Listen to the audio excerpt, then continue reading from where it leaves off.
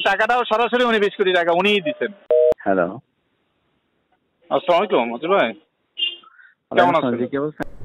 সাংবাদিকদের কিনেছেন, তারপরে তিনি তার পলাতক জীবন থেকে, লুকিয়ে থাকা জীবন থেকে বাইরে বের হয়েছেন। এখন প্রশ্ন হচ্ছে এখানে দুটি, সাংবাদিকদের তিনি কিনলেন, কিভাবে কিনলেন? ইনকিলাবের একজন সাবেক সাংবাদিক তিনি মতিউর রহমানকে ফোন দিয়ে প্রায় 20 কোটি টাকার চাঁদা দাবি করেছিলেন। কেন দাবি করেছিলেন সেই ফোন ক্যাল রেকর্ডটি ফাঁস হয়েছে, যেখানে দেখা গিয়েছে সাংবাদিকরা নিউজ না করার শর্তে 20 কোটি টাকার চাঁদা চেয়েছিল এই ইনকিলাবের সাংবাদিক। আমরা সেই কল রেকর্ডে শুনবো, পাশাপাশি এই বিষয়গুলো নিয়ে গুরুত্বপূর্ণ মতিউরের দুর্নীতি নিয়ে গুরুত্বপূর্ণ আলোচনা করেছেন একজন আলোচক বিষয়কে, তার আলোচনা শুনবো। টাকাটাও সরাসরি উনি 20 কোটি টাকা উনিই দিচ্ছেন। হ্যালো, আসসালামু আলাইকুম মজিদ ভাই, কেমন আছেন? কে বলছেন? আমি সোহেল, ইনক্লাবের ওই যে ডিআরউর এখন সাধারণ সম্পাদক। জি জি জি, কেমন আছেন ভাইয়া?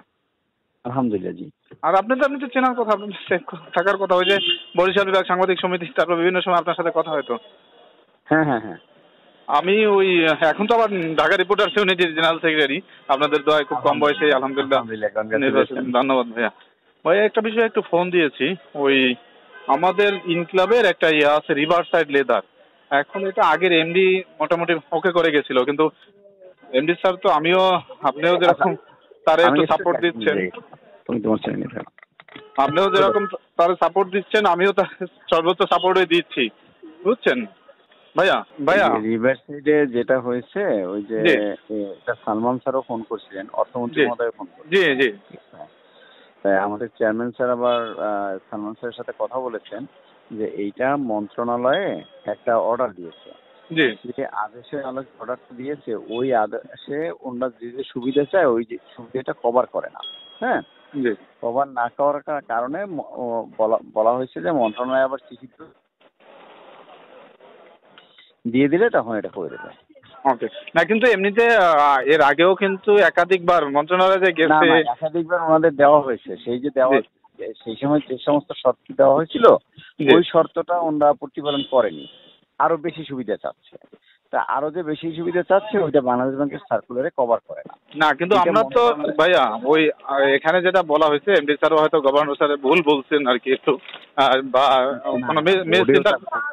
বোর্ডে এটা নিয়ে ওনাদের পক্ষে চেয়ারম্যান স্যার নিজে অ্যানালাইসিস করছে। হ্যাঁ, অ্যানালাইসিস করছে, তারপরে এটা নিয়ে একদম পুঙ্খানুপুঙ্খভাবে দেখা গেছে যে একটা জায়গায় যে ঠেকে যাচ্ছে, সেই ঠেকাটা হলো কি যে আপনি দুইটা এসআরওর সুবিধা একই টাইম দিতে পারবেন না, দুইটা আদেশের সুবিধা, যে কোনো একটা আদেশের সুবিধা নিতে হবে, আগের তো পরেরটা। কিন্তু উনি চাচ্ছেন আগেরটারও কিছু নিতে, পরেরটারও কিছু নিতে। এই দুইটা আদেশের সুবিধা নিতে গেলে সেই ক্ষেত্রে মন্ত্রণালয় থেকে একটা ক্লারিফিকেশন লাগবে। ওইটা মন্ত্রী মহোদয়ের সাথে কথা বলছে, মন্ত্রী মহোদয় বলছে তুমি মন্ত্রণালয়ে পাঠাই দেবো, আমি দিয়ে দেবো। এই পর্যায়ে আছে, জিনিসটা পজিটিভই আছে। না কিন্তু তারপরেও একটু মনে হয় যে আজকে গভর্নর সাথে এমডি স্যার বলছেন যেটা যে এরা তো সময় বেশি ক্ষেপণ করছে, আসলে সেটা না। কারণ আমি তো জানি এ টু জেড, এবং এই টাকাটা আপনার ফোনেই বলতেছি, আমি তো অতটা গভীরে জানি না, আমার যে আলোচনা হয়েছে সেইটুকু বললাম। এবং 31শে ডিসেম্বর ছিল 2021 সালের লাস্ট ডেট টাকা জমা দেওয়ার, আমরা 30শে ডিসেম্বর দিচ্ছি এবং টাকাটাও দিচ্ছে সালমান সাহেব, বুঝছেন? টাকাটাও সরাসরি উনি 20 কোটি টাকা উনিই দিচ্ছেন, এটুকু বললাম আপনাকে, বুঝছেন? এবং আমি এ টু জেড আমি আর কি তার সাথে জড়িত আর কি, যেহেতু আমাদের অফিসের, এই কারণে আর কি, বুঝছেন? তো আপনি একটু এমডি স্যারেও একটু বুঝাই বললেন যে এটা পজিটিভলি যতটুকু দেখা যায়, কারণ আগের এমডি কিন্তু ওকে করে গেছে। না 100% পজিটিভ, আমি আপনাকে ভুল বুঝতে পারে, এটা 100 পুরো বোর্ডই পজিটিভ। জি জি, ওকে, ঠিক আছে, একটু দেখেন। আর আমি সর্বোচ্চ ভাবে আপনার তো অনেক আগে থেকে আমি চিনি, আপনার সাথে অনেকবার কথা হয়েছে, আপনি ওই যে বরিশালের প্রোগ্রামেও আমার বলছিলেন কয়েকবার, আসলে ওই বিকালে তো এই যে অফিস টাইম আমার, এই কারণে অনেক সময় থাকতে পারি না। তো দেখি ইনশাল্লাহ সামনে থাকবো আর কি। আর আমিও এখন ঢাকা রিপোর্টার্স ইউনিটির আপনাদের দোয়ায় সাংবাদিকদের মূল সংগঠন, কথা বলবো ইনশাল্লাহ। না আর আপনাদের কারণেই তো, আসলে আপনাদের সহায়তায় তো আগাইছি এ পর্যন্ত, দোয়া রাখবেন আর কি ইনশাল্লাহ। জি ভালো, জি ভাইয়া, আসসালামু আলাইকুম। সাংবাদিকদের কিনেছেন, তারপরে তিনি তার পলাতক জীবন থেকে, লুকিয়ে থাকা জীবন থেকে বাইরে বের হয়েছেন। এখন প্রশ্ন হচ্ছে এখানে দুটি, সাংবাদিকদের তিনি কিনলেন, কিভাবে কিনলেন?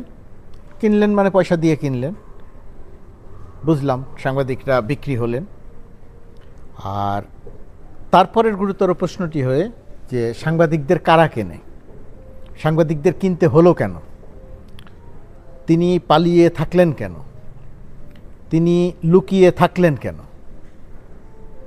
বলছি ওই মানে ছাগলকাণ্ডে আলোচিত মতিউর রহমানের স্ত্রীর কথা, লাকি, যে লাকি উপজেলা পরিষদের চেয়ারম্যান। তো সেই লাকি, মানে লাকির লাক এত ভালো যে তিনি একজন শিক্ষক থেকে প্রায় রাতারাতি বিপুল বিত্ত বৈভবের মালিক হয়েছেন, এবং এই বিত্ত বৈভবের মালিকের মানে মালিক হওয়ার প্রধানতম যোগ্যতা তিনি মতিউর রহমানের স্ত্রী। এটা কোনোদিনই আলোচনা হতো না যদি না ছাগলকাণ্ডে মতিউর রহমান এবং তার দুই স্ত্রী সন্তানদের প্রসঙ্গ আলোচনায় আসতো। এখন মতিউর রহমানের শেষ পর্যন্ত বিচার হবে কিনা, তদন্ত হবে কিনা আমরা নিশ্চিত নই, কারণ আগে 4 বার দুদক তদন্ত করেছিল এবং 4 বারই তাকে নাকি ক্লিন সার্টিফিকেট দেওয়া হয়েছে। ইতিহাস যেটা দেখা যাচ্ছে যে মতিউর রহমান যে সময়টাতে দুদক তদন্ত করেছিল সেই সময়টাতেও মতিউর রহমানের বিরুদ্ধে অসংখ্য অভিযোগ ছিল, তার যে সম্পদ, তার যে অপকর্ম, সেগুলো সেই সময়কালেই হয়েছিল, কিন্তু দুদক তদন্ত করে কিছু পায়নি। এখন এত আলোচনার পরে, এই ছাগলকাণ্ডে আলোচনার পরে দুদক তদন্ত করে মতিউর রহমান বা তার পরিবারের সম্পদের তথ্য পাবে আমরা নিশ্চিত নই, আমি অন্তত নিশ্চিত নই। তারপরে দেখা যাক, অপেক্ষা করতে হবে। এখন বিষয়টি হচ্ছে যে লাকি, তিনি মতিউর রহমানের স্ত্রী, তিনি এই যে বিপুল সম্পদের মালিক হলেন, অর্থবিত্তের মালিক হলেন, যদি তিনি উপজেলা চেয়ারম্যান হিসেবে এটার মালিক হয়ে থাকেন তাহলে সেটাও বৈধ নয়, বৈধ পথে এটা এই মালিকানার কোনো সুযোগ নেই। মতিউর রহমানের সম্পদই যদি তার সম্পদ হয় সেটাও তো বৈধ নয়, কারণ মতিউর রহমানের পক্ষে এই পরিমাণ সম্পদ অর্জন করা সম্ভব নয়। তিনি যে প্রক্রিয়াতে রুগ্ন শেয়ার মালিকদের সঙ্গে বসে তাদের বুদ্ধি দিয়ে কনসালটেন্সি করে যে আয়ের কথা বলেছেন, সেটা একটা অবৈধ আয়। সরকারি কর্মচারী হিসেবে তিনি এই কাজটা করতে পারেন না। তার মানে হচ্ছে এখন পর্যন্ত যে তথ্য বাইরে এসেছে তাতে পুরোপুরিভাবেই একটা অবৈধ আয়, দুর্নীতি, জালিয়াতি ইত্যাদি ইত্যাদি বলা যায়। তখন আমার আজকের আলোচনার মূল বিষয়টি হচ্ছে যে বাংলাদেশে এই যে দুর্নীতিবাজদের, কথিত দুর্নীতিবাজদের বা অভিযুক্ত দুর্নীতিবাজদের যে সম্পদের তথ্য প্রকাশিত হচ্ছে, এটা হচ্ছে মানে কি বলে যে বৃহৎ যে চুরি বাটপাড়ি তার অতি ক্ষুদ্র 2-1টি অংশ। এখন সেই ক্ষুদ্র 2-1টি অংশ নিয়ে প্রশ্ন এসেছে যে এগুলোর তদন্ত ঠিকমতো হবে কিনা। তদন্ত ঠিক হবে কি হবে না সেই জায়গাটিতে বড় রকমের একটা প্রশ্ন তৈরি করে দেয় এই যে লাকি, মতিউর রহমানের স্ত্রী, তার দাম্ভিকতা, যে সাংবাদিকদের কিনে তারপরে বের হয়েছি। অনেকে পেছনে অনেক কথাই বলে, কিছুই হবে না, কয়েকদিন পরে থেমে যাবে। বাংলাদেশে এই যে কয়েকদিন পরে থেমে যাবে, এর চেয়ে বড় সত্য কোনো কিছু হতে পারে না বাংলাদেশে। আর সাংবাদিকদের কেনার বিষয়টা, হ্যাঁ, সাংবাদিকদের কেনার বিষয়টা তিনি যখন বলেছেন এবং দেশের মানুষ এটা নিশ্চয়ই বিশ্বাস করেছে, সাংবাদিকদের নিশ্চয়ই কেনা যায়।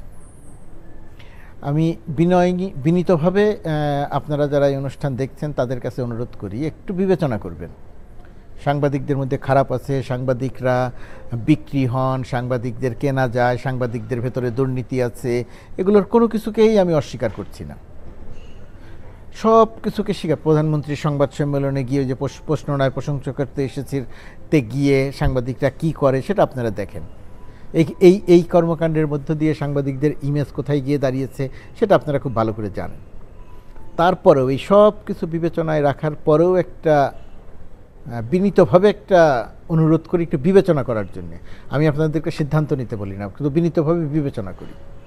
ধরুন একজন শিক্ষক, একজন ডাক্তার, একজন ইঞ্জিনিয়ার বা একজন অন্য যে কোনো পেশার বা একজন আমলা, যে কোনো পেশার বিরুদ্ধে যদি কোনো অভিযোগ আসে, খেয়াল করে দেখবেন সেই সমস্ত পেশাজীবীদের যে সমস্ত সংগঠন আছে সেই সমস্ত সংগঠন ওই সমস্ত ব্যক্তিদের পক্ষ নেয়। পুলিশ সার্ভিস অ্যাসোসিয়েশন এই বেনজির আহমেদ এবং আসাদুজ্জামান মিয়াদের পক্ষ নিয়েছে, ডিআইজিদের পক্ষ নিয়েছে। এরকম আরও বহু নজির আছে। ব্যতিক্রম একমাত্র সাংবাদিকরা। সাংবাদিকদের কিনে তিনি এসেছেন, আমি ধরে নিলাম কথাটা সত্যি, কিন্তু তার চেয়েও বড় সত্যি যে এই সংবাদটি আবার গণমাধ্যমই প্রকাশ করেছে, সাংবাদিকরাই প্রকাশ করেছে। তার মানেটা কি? তার মানেটা হচ্ছে সব সাংবাদিককে কেনা যায় না। সাংবাদিকদের কেনা যায় কিন্তু সব সাংবাদিকদের কেনা যায় না। গণমাধ্যমকে কেনা যায় কিন্তু সব গণমাধ্যমকে কেনা যায় না, সেটা টাকা দিয়ে হোক, প্রভাব খাটিয়ে হোক। তো সাংবাদিকদের এত বদনামের মধ্যেও এই বিষয়টি একটু বিবেচনায় রাখতে হবে। সাংবাদিকরা বাংলাদেশে কোন পরিমাণ ঝুঁকির মধ্যে থেকে কাজ করেন, কতটা বিপদের মধ্যে থেকে কাজ করেন, এটাকে বিবেচনায় রাখতে হবে। যাই হোক, সেটা বিবেচনায় রাখাটা আজকের আলোচনার মূল বিষয় না। আজকের আলোচনার মূল বিষয় যে আমাদের এখানে জালিয়াতি, চুরি, বাটপারি, দুর্নীতি, ক্ষমতার অপব্যবহারের একটা উৎসব চলছে। সেই উৎসবের মধ্যে সবাই অপেক্ষায় থাকে যে যার উৎসবটি যখন আলোচনায় আসবে তিনি কিছুদিন বিপদে থাকবেন, এবং এদের সব পাসপোর্ট রেডি থাকে, ভিসা রেডি থাকে। এরা তদন্ত চলবে বা তদন্ত চলছে এরকম সময়, যদি না তারা বিরোধী দলের হয়ে থাকেন, তদন্ত চলবে, সেই তদন্ত চলাকালীন বা তদন্ত শুরু হওয়ার আগে তারা বিদেশে চলে যাওয়ার সুযোগ পাবেন। তারপর এখানে তদন্ত চলবে, তিনি কিছুদিন হয়তো দেশের বাইরে থাকবেন, অথবা সারা জীবনের জন্যই দেশের বাইরে থাকবেন, কারণ সারা জীবনের জন্য দেশের বাইরে থাকার জন্যে তাদের অর্থ সম্পদের কোনো অভাব নেই।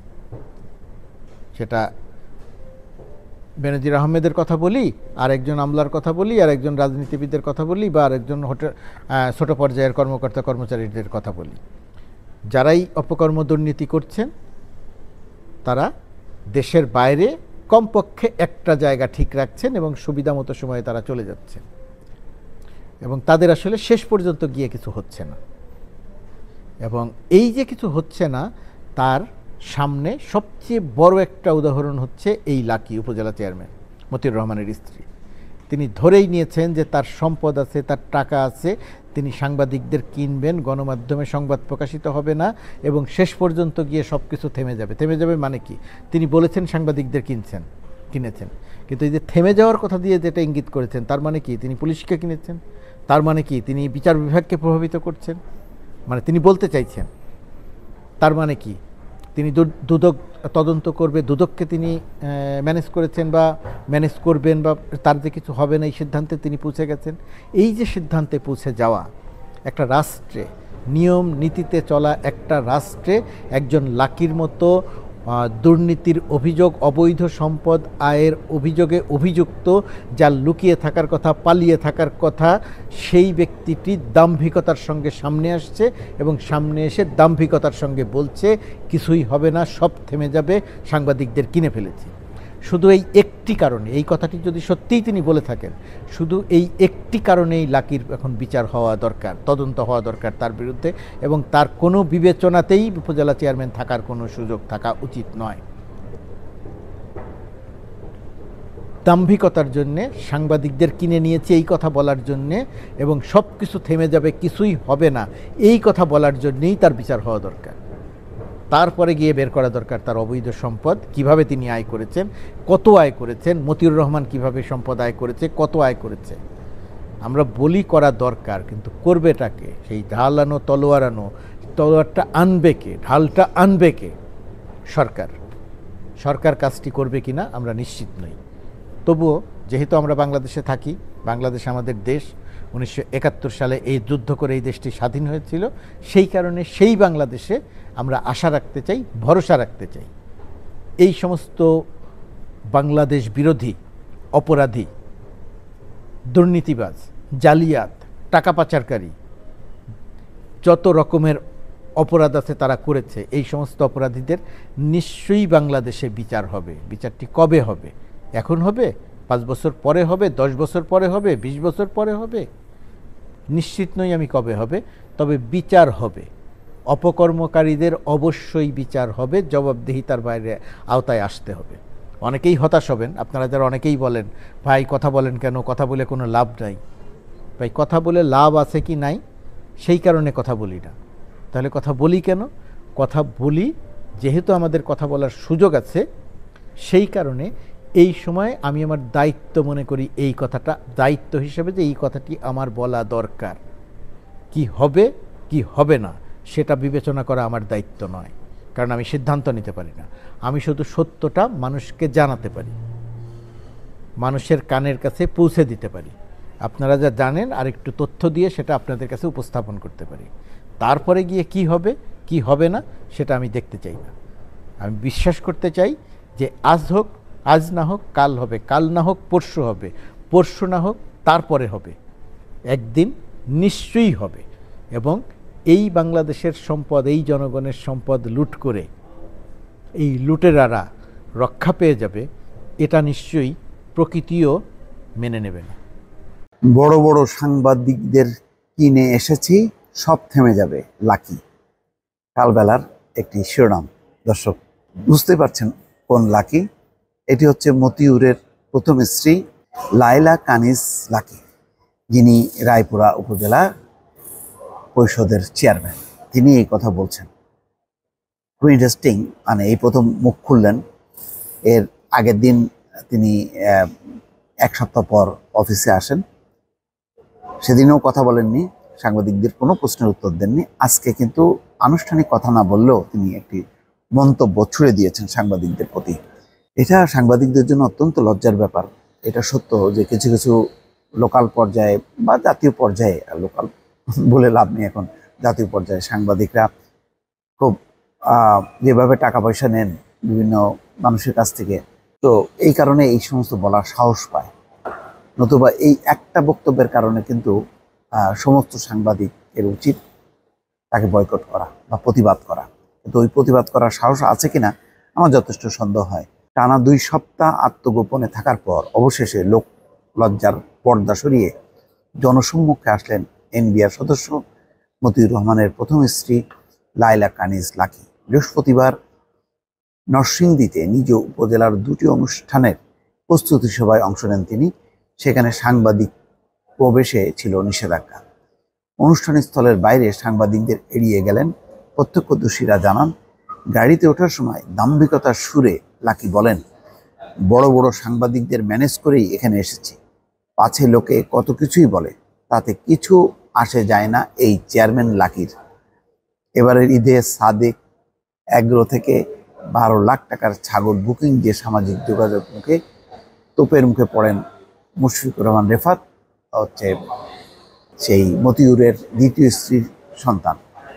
আয়ের উৎস অনুসন্ধান করতে গিয়ে বেড়ে আসে থলের বিড়াল, খুলে যায় এক সাধারণ এনবিআর কর্মকর্তার অসাধারণ দুর্নীতির মুখোশ।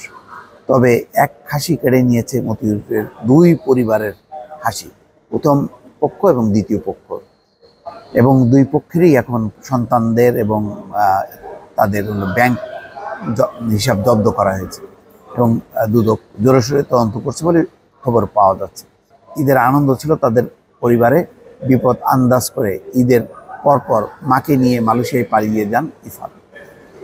নিজের ছেলে নয়, সতীনের ছেলের ছাগল কাণ্ডে পাগল হয়ে পালিয়ে ঈদ করতে হয়েছে নরসিংদীর উপজেলা চেয়ারম্যান লায়লা কানিজ লাকিকে। এই ঘটনায় স্বামী মতিউরের সঙ্গে লাকির বেড়েছে দূরত্ব, সম্পর্কে ধরেছে ফাটল। দেশ ছাড়ার পরিকল্পনা করলেও অবশেষে শুভাকাঙ্ক্ষীদের পরামর্শে আসলেন প্রকাশ্যে। নিজের উপজেলা পরিষদের 2টি অনুষ্ঠানে অংশ নিয়ে দম্ভুক্তি করে বলেন, ঢাকার ও নরসিংদীর জাতীয় পত্রিকা ও টেলিভিশনের বড় বড় সাংবাদিকদের মোটা অঙ্কের টাকা দিয়ে কিনেই উপজেলা পরিষদে এসেছে লাকি। তারা আর কিছু করতে পারবে না, নিউজ সহ সব থেমে যাবে। উপজেলা পরিষদের সভা কক্ষে স্থানীয় সাংবাদিকদের প্রবেশ করতে দেননি লাকির লোকজন।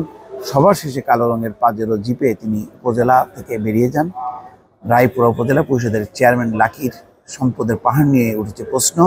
সরকারি কলেজের একজন অবসরপ্রাপ্ত শিক্ষক হয়ে কিভাবে এত সম্পদের মালিক হলেন? যাই হোক, স্থানীয় এমপি ওই রাজুর আশকারা বা প্রশ্রয়ে তিনি অল্প সময়ের মধ্যে জেলা আওয়ামী লীগের গুরুত্বপূর্ণ পদ এবং বিনা প্রতিদ্বন্দ্বিতায় রায়পুরায় উপজেলা পরিষদের চেয়ারম্যান হয়েছেন। ফলে তার একটা দাপট দম্ভ থাকবে। এখন এই দাপট দম্ভের বিপরীতে আইনগতভাবে মানে তাদের সম্পদ যে অবৈধ এটা প্রমাণ করা যথেষ্ট চ্যালেঞ্জের ব্যাপার। সেই কাজটি কতটুকু করতে পারবে সেটি এখন দেখার অপেক্ষা। দর্শক ভালো থাকবেন, আল্লাহ হাফেজ। দর্শক দেখলেন সবাই আসলে নিজেদের স্বার্থে করে। যখন দেখা গেল মতিউর রহমান এই ঝামেলায় পড়েছেন, সাংবাদিকরা একের পর এক নিউজ করতেছে, তখন সাংবাদিকদের মধ্য থেকেই তারা আবার মতিউর রহমানের কাছে ঘুষ চাচ্ছে এই 20 কোটি টাকার মতো। চিন্তা করো, 20 কোটি টাকা ঘুষ চাচ্ছে। অর্থাৎ সব জায়গায় দুর্নীতি, সাংবাদিকরাও দুর্নীতি করে, সাংবাদিকরাও নিজেদের স্বার্থে তথ্য বিক্রি করে। এই হচ্ছে আমাদের দেশের অবস্থা।